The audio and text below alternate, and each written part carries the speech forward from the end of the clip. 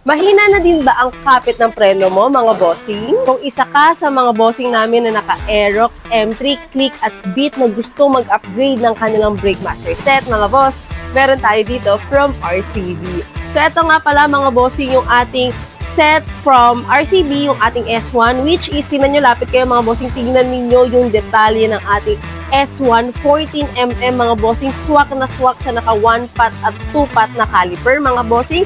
And look at the details, mga bossing. Imagine niyo pag ito ay nakasalpak sa inyong motor, kung gaano kaangas at kapormado ang inyong mga motor. And syempre, ito naman yung kapartner niya na clutch perch. Ito yung ating S2 series, mga bossing.